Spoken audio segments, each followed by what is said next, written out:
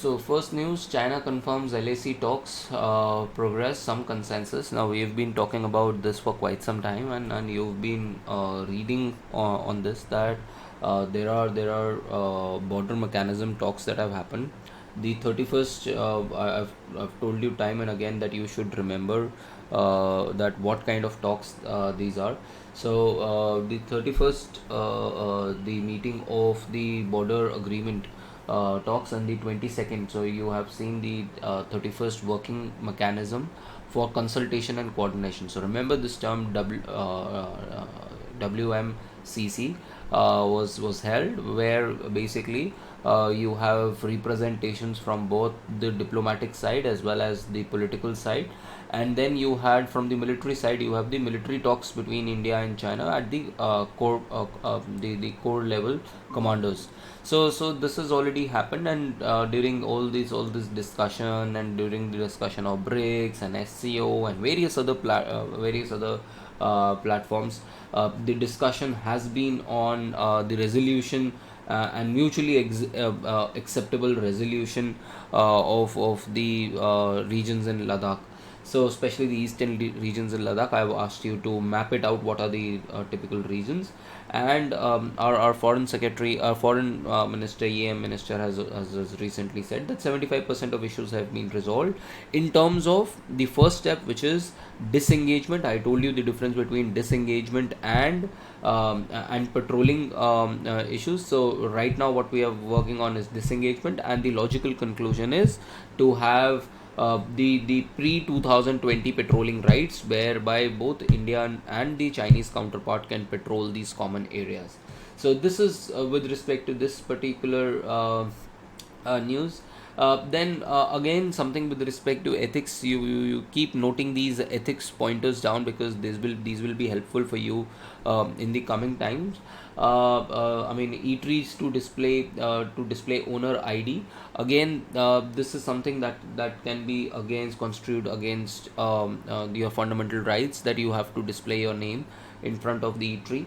And this is not the first time that that a state government has done this. During the time of this thing, what is that yatra called, which Hindus take, that pilgrimage, that Hindus take between carrying that Ganga river water. So during that time, even Uttarakhand and all across that path that these pilgrimages take, it was said that they should write down their names. So this is again something that has come up. The other thing with respect to ethics in public domain is that assets of only 13% of high court judges is there in the public domain, and most of them are from the three high courts. So a lot of high court, and this is despite a lot of RTIs, this is despite a clear judgment in which it was said that the members of the legal fraternity from High Court and the Supreme Court have to mention all their assets onto the website of their individual courts. So this is something again which reduces the sanctity of the judiciary in India. Another good news for India is that the UNGA has just started, and for the first time in the last 4-5 years, Erdogan has skipped the mention of Kashmir in his UN speech, and this is probably because of the fact that Turkey is keen to join the BRICS. The BRICS grouping. Now, BRICS grouping is supposed to, and he's anyways attending it. It's supposed to happen next month in October, and in Kazan in Russia. But at the same point of time, you should also be aware of the fact that BRICS has already been expanded last year. Apart from the founding members, which are Brazil, Russia, India, China, and South Africa, you have Egypt, Ethiopia, Iran, and UAE became members on the 1st of January 2024. So these are all new members that have this thing, and because Turkey intends to be a part of the BRICS format as well. Therefore, I mean, just to woo the Indian side, probably the mentioning of Kashmir has not been done in his speech. Then another important news. which is PM dedicates 3 supercomputers to the nation. Now, you should be aware about the different supercomputers in the world as a part of your science and tech preparation. But apart from that, which areas are supercomputers used? Typically, they are used in for astronomy, as well as for your physics, as well as earth sciences, because you have to model. Say for example, you have to continuously model a cyclone. You need large amounts of data which needs to be processed at a very fast speed. So similarly for astrology, for a lot of cosmology, for all these fundamental sciences, you need very fast computers, and you should know what a supercomputer is, how is it defined. So for astronomy, medicine, and high energy physics, the prime minister has basically helped dedicated these 3 supercomputers. All of them are in the 2 supercomputers are dedicated for climate sciences are 850 crore worth, and the computing capacity available with earth sciences, it has been increased from 6.8 petaflops. So you should be aware about what petaflops are, to 22 petaflops. And the 3 computers which are indigenously built are Param Rudra computers under the national supercomputing mission, with certain costs. One of them is going to be used for the giant meter wave radio telescope, which is in Pune, which is the largest and the most powerful radio telescope in the meter wave range in the world. Then you have the other one is basically high performance computers that are there are for other reasons. One of them is for SN Bose Institute, which has a capacity of 838 teraflops. So see, you should be aware of what are the major Indian supercomputers, in which areas are they installed, and what is the capacity, what is a petaflop, what is a teraflop, and what are the highest on the best supercomputers in the world. So read about this. Then protests again Kafian ban. Kafian ban is something that you will see in the explained page. You might have seen the black and white check color headscarf that people wear. Now this is why Jhumpal Hari has recently refused the Nogchi Museum Award, because of the fact that people are not allowed, and people are being discriminated, and people are being arrested in various parts of the world for wearing the kafia headscarf. So we'll read more about it in the explained page. Then coming to the meat of the newspaper.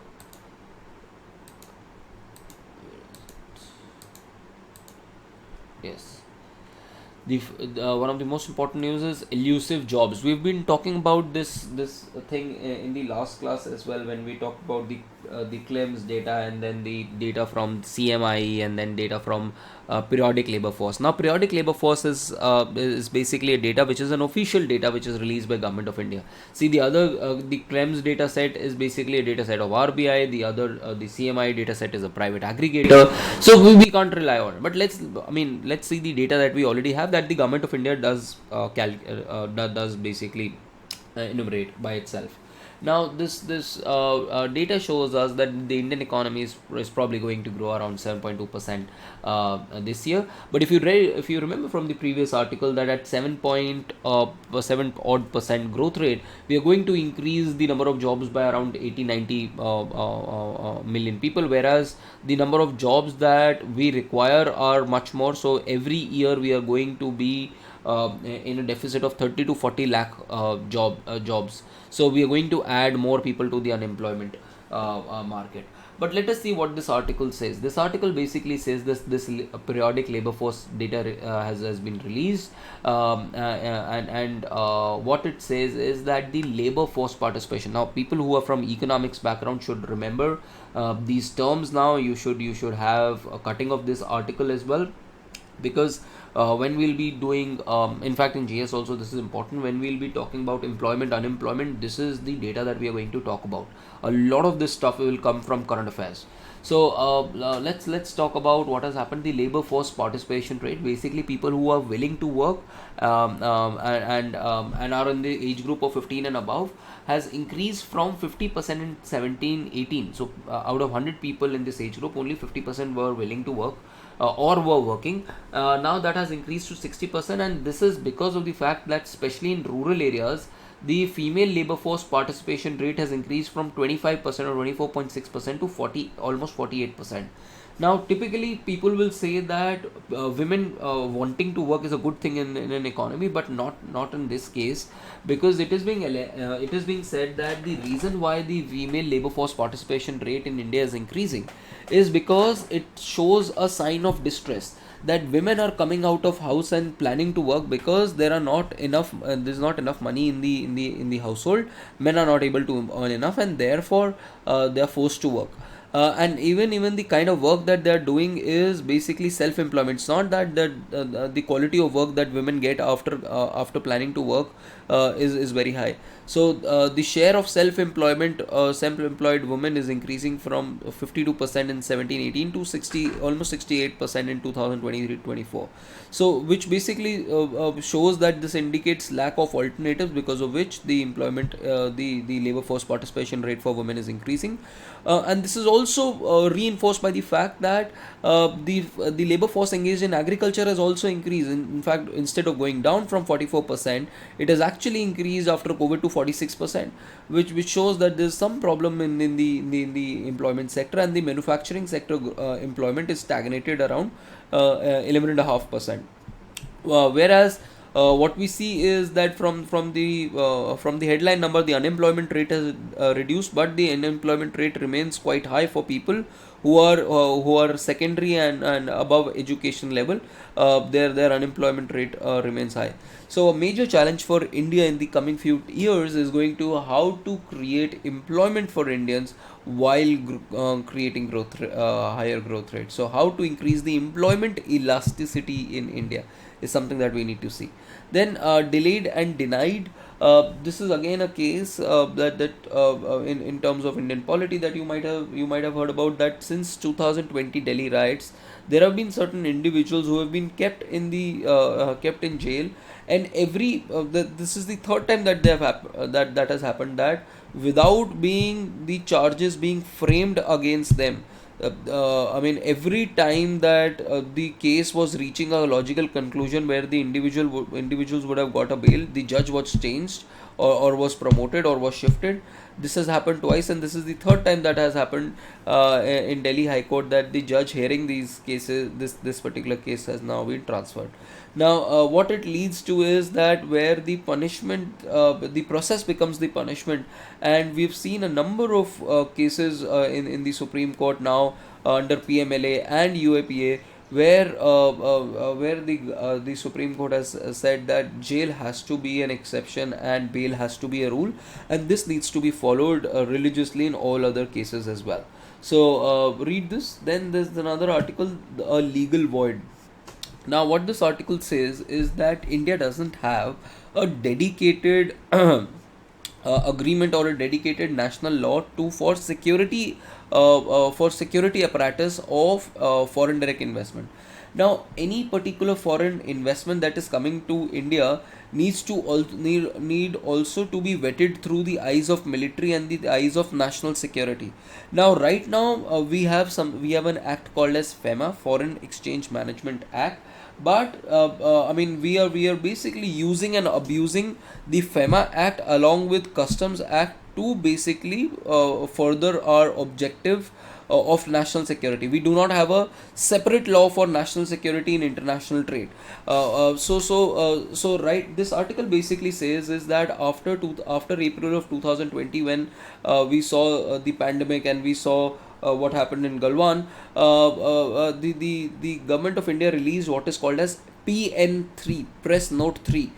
PN3 basically through FEMA said that any particular investment that is going to come into India from its land border countries which basically targets China, that any particular investment coming from the land border countries will have to come from the government route, which means the government will scrutinize whether that investment is harmful for India or not, and then process it.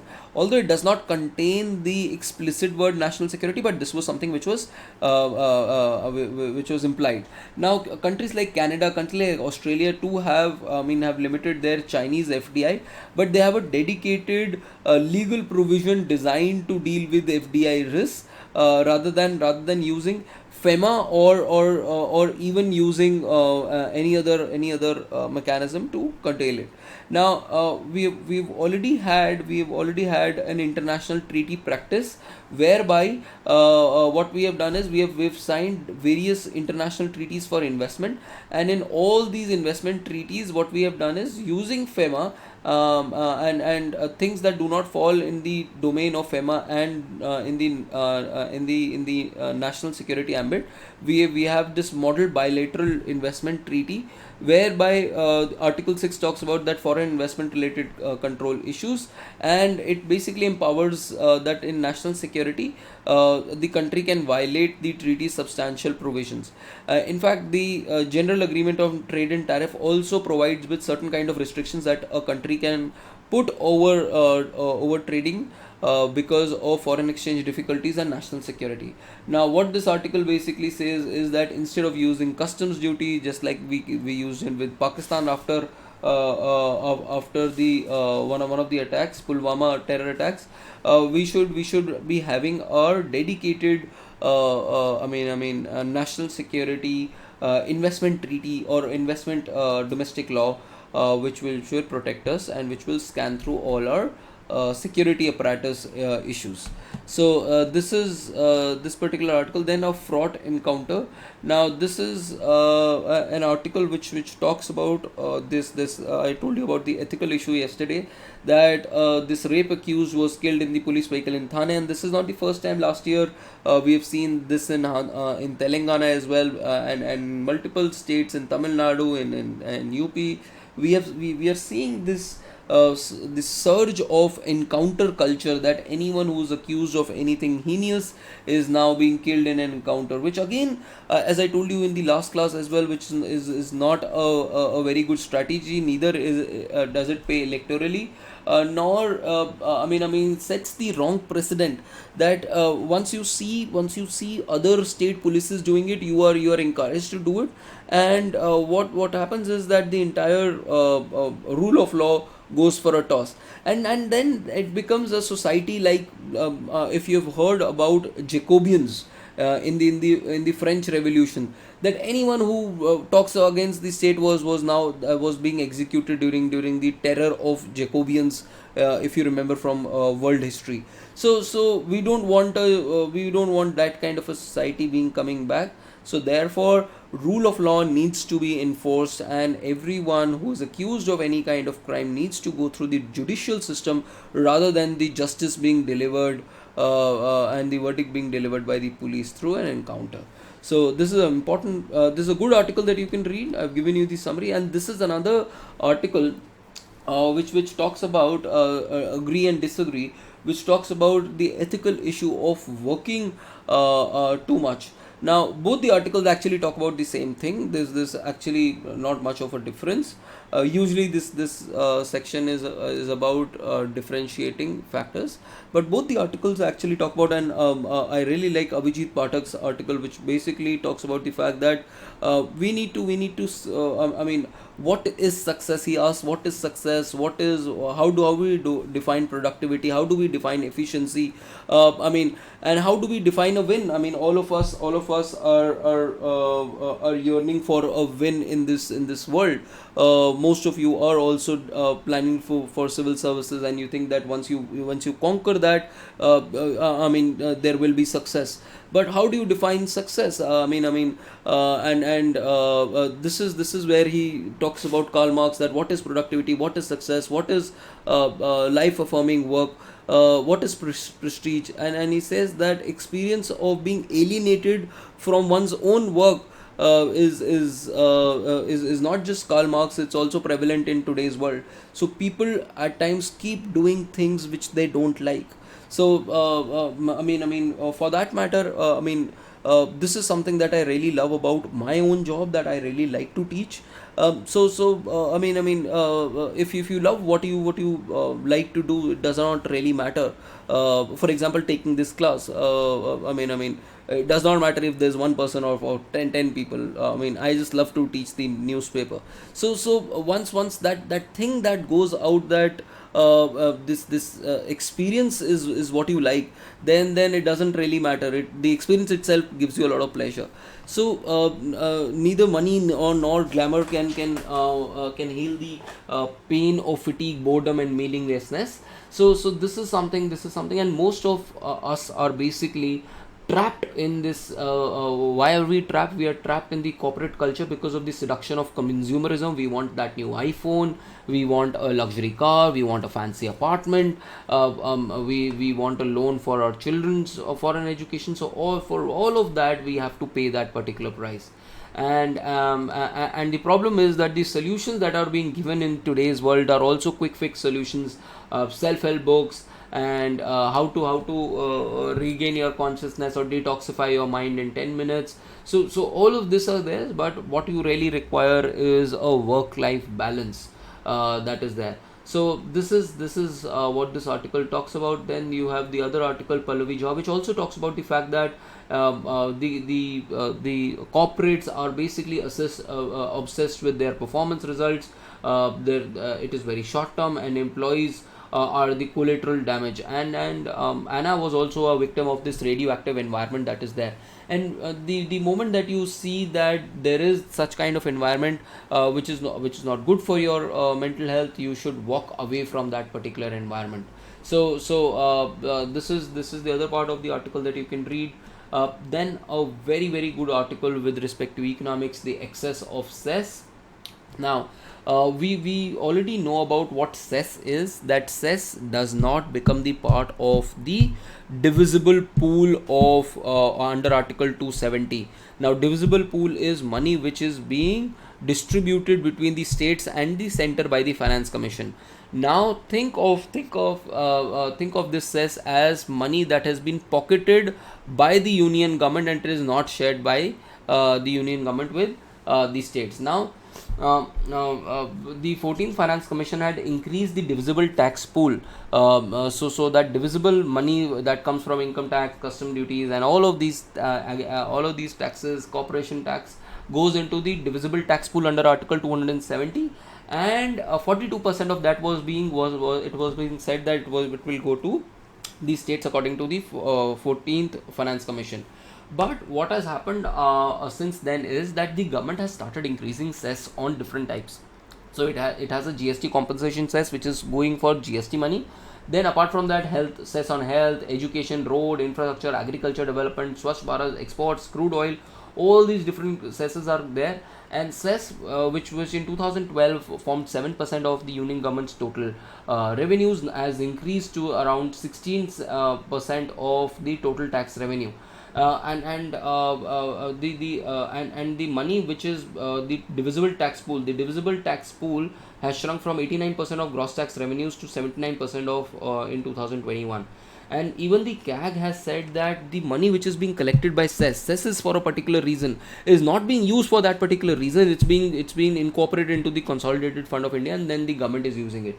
Again, a violation of the cess and the constitutional norms, that this non-creation and non-operation of reserve fund makes it difficult to ensure that cess and levies are being utilized for the specific purpose that it is being done for. And one of the reasons is that the government is not being able to increase its revenue receipts despite the increase in cess. And both Sakaria Commission report as well as the Punchi Commission report in 2010 had talked about that cesses are not great, and we need to reduce the amount of cesses so that there is a sufficient money available with the states as well. So read about this particular article. Then we have the world page, where Israel has rejected the US plan backed Lebanon truce proposal, and message to China as Japanese destroyer sails in Taiwan Strait for the first time. You can read about this. Then, in terms of economics, incipient signs of strain in some sectors warrant monitoring. Finance Minister has said every month you have this finance ministry report which is coming out, and it basically says that certain areas like the car manufacturing area and in terms of other certain other areas, the demand is not high, and which shows that there are certain problems in certain areas of the economy which has been acknowledged by the government. Now this is the article that I want you to read, and keep, because this article talks about this, and there's another article which talks about that Shakti fabrication. Now we already know about ISET, and we already know that India US technology is now going through a breakthrough point where we are now going to collaborate on semiconductors, fabrication on semiconductors, and most importantly fabrication of semiconductors for national security. Chips that are being going to be used in military and in defense, that are being going to be produced in India.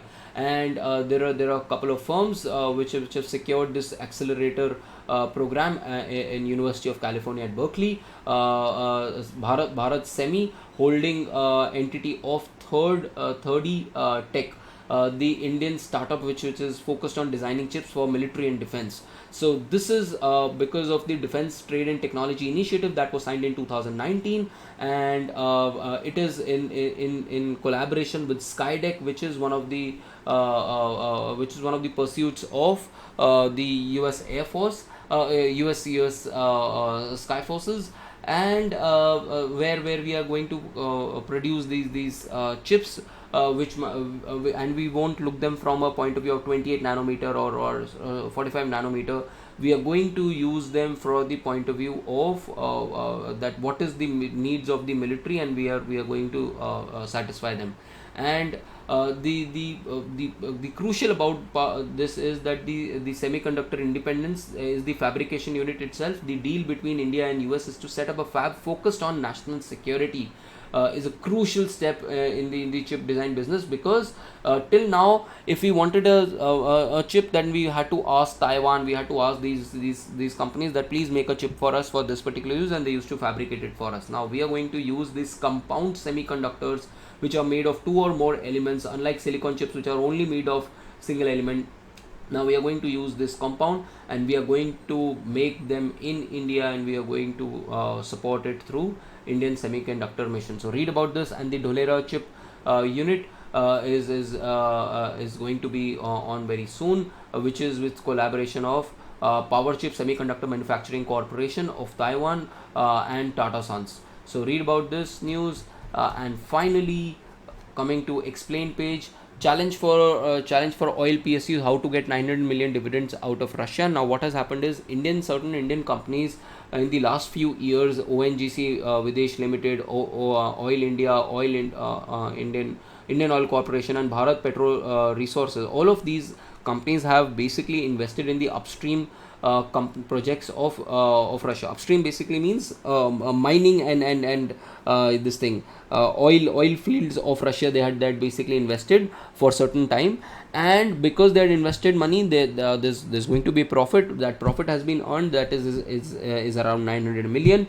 This 900 million dollars which has been earned cannot be transferred to India, because after 2022, the Russia-Ukraine conflict, Russia was basically removed out of this SWIFT network, which is the financial transaction processing system through which money is transferred globally. So Russia is no longer part of the SWIFT system, and the other issue is that I mean we cannot even pay use this money for payment of crude oil, because it is routed through Singapore. So Singapore is again another party in this entire project, in this entire process. So this article basically talks about that this 900 million rupees has been stuck, and now we need to $1 million has been stuck, and we need to see diplomatically and through smart commercial negotiation that how to get this fund back. Then CAFEA is what I already talked about. This is how CAFEA looks like.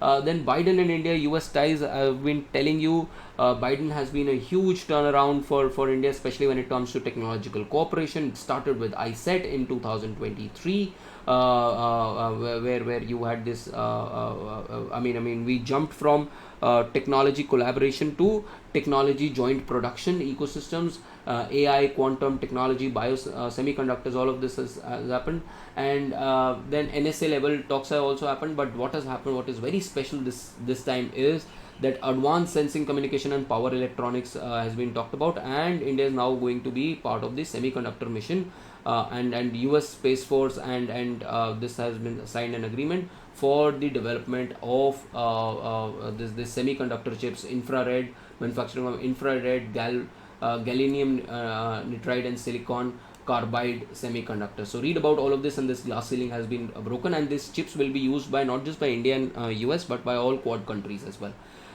Then NASA and ISRO, we've talked about a number of the issues, and there are certain headwinds with respect to that Pannu issue, and then Khalistan issue as well. Then why Pakistan needs another bailout from IMF is something that you can read. So with this, we complete the entire newspaper of the day, and we will meet on Monday, folks, with respect to Monday's newspaper. Thank you very much. I'll see you on Monday. Bye bye.